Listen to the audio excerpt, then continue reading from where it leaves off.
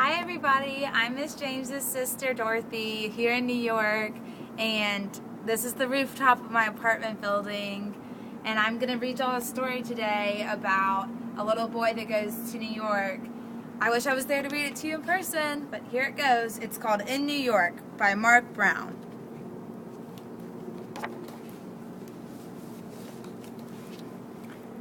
One night, when I was 8 years old, my family boarded a train in Erie, Pennsylvania.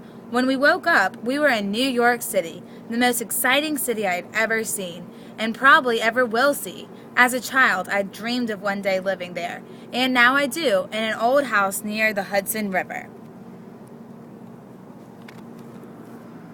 At first, New York City had a different name.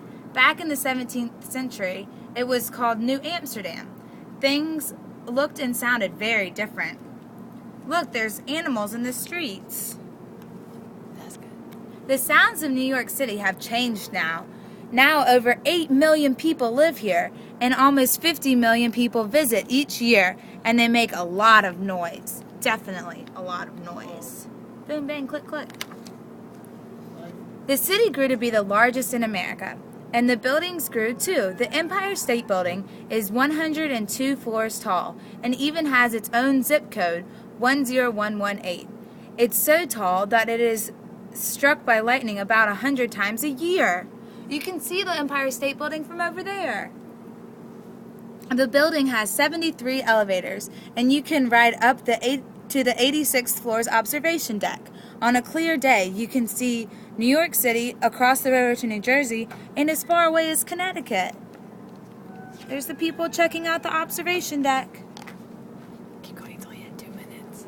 Once you've checked out the view from way up high, you can go down, down, down to the subway.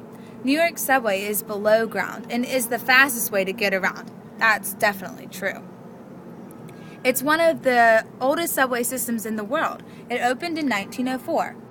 It now has 468 stations, 660 miles of tracks, and 6,300 subway cars. Millions of people ride it each day.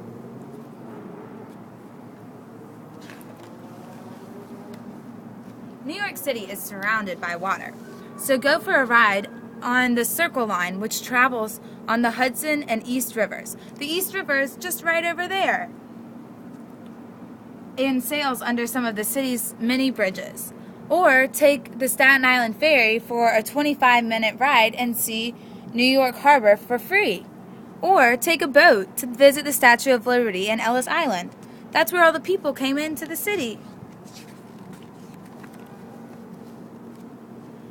People have been having fun in Central Park for over 150 years. It's one of my favorite places. Me too. Each year, more than 38 million people visit, and there's a lot to do. Row a boat, swim, ice skate, play sports, ride a horse or a bike, go fishing, and that's not all. There are 21 playgrounds, 36 bridges and arches, and over 24,000 trees. The park has its own zoo, too. See, look, here's all the different things in the park.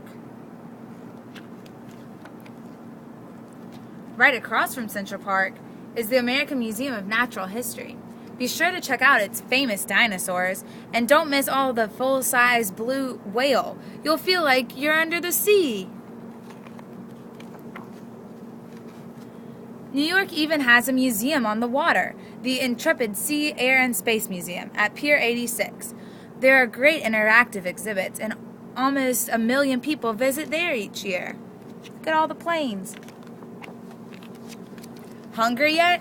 In New York, you can eat your way around the world. There are 24,000 restaurants and thousands of food trucks for eating on the go. New York is the pizza capital of the world. The first pizzeria in the United States opened here in 1905. There are over 1,600 places that serve pizza in New York. That's a lot of pizza.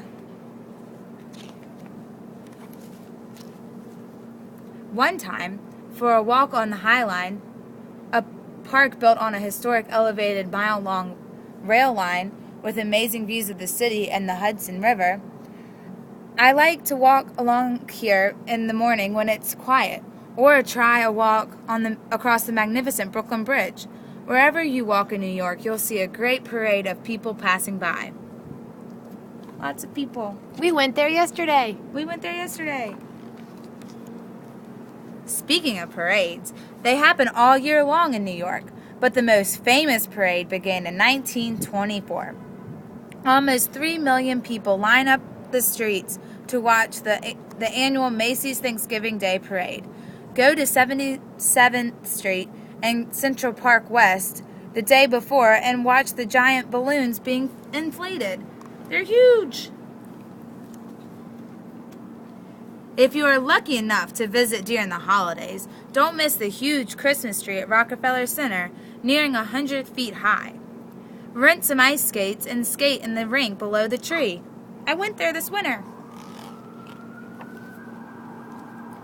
There's always something special to do at night in New York. Sporting events, theater, music, dance, ice shows, magic shows, fairs, festivals, and the circus. Take your pick.